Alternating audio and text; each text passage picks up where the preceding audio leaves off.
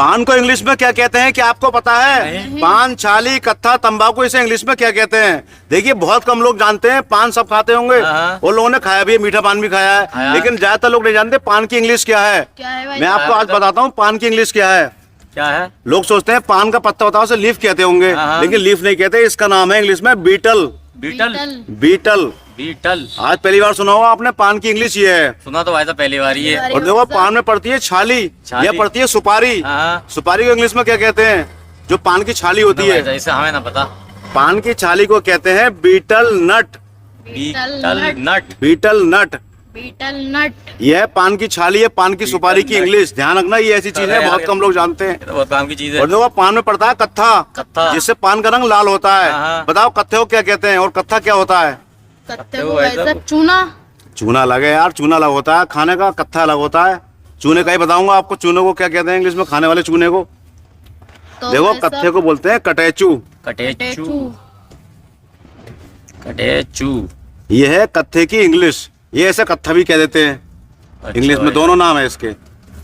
Catechu, कत्था। अब आया चूना। एक चूना होता है पुताई वाला, एक चूना होता है खाने वाला। अब खाने वाला जो चूना हो जाए वो अलग होता है, वो नुकसान नहीं देता। पुताई वाला हम खा लेंगे तो वो तो हाथ काट देगा। तो इस चूने को कहते हैं एडिबल लाइम।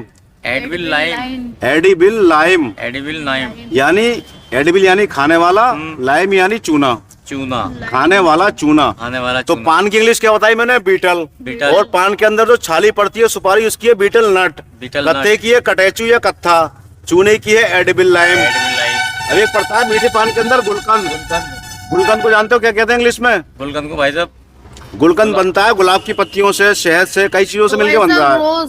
रोज। रोज, अरे शाबाश, चलो रोज गुलाब की पत्तियों से। चलो ठीक है, इंग्लिश में गुलाब की पत्तियां।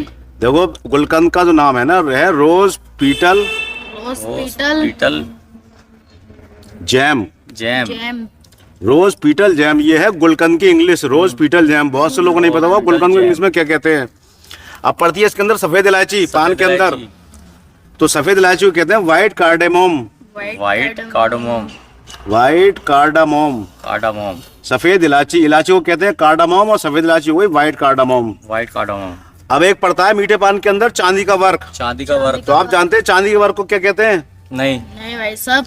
देखा होगा अक्सर जो मीठे पान बनते हैं ना महंगे वाले, उसमें चांदी का वर्क लगता है। कुछ लोग सोने का वर्क भी लगाते हैं, 700-800 रुपए का पान बेचते हैं। तो सोने का वर्क और चांदी का वर्क, इसमें दोनों में सिर्फ एक ही अंतर है। क्या? चांदी के वर्क को कहते हैं सिल्वर लीफ। Silver leaf. और सोने के वर्क को कहते हैं गोल्डन लीफ। Golden leaf. ये सोने का वर्क हो गया, ये चांदी का वर्क हो गया। लीफ। अब एक होता है शरबत। शरबत। बताओ शरबत को क्या कहते हैं इंग्लिश में? शरबत को तो भाई भाई साहब साहब जल कहते होंगे। जल तो पानी को कहते हैं हिंदी में, लेकिन शरबत जो होता है शरबत, सुअर जल। सुअर जल। ना, शरबत को एक तो शरबत की इंग्लिश है सिरप। सिरप। सिरप। सिरप भी कहते हैं और शरबत भी कहते हैं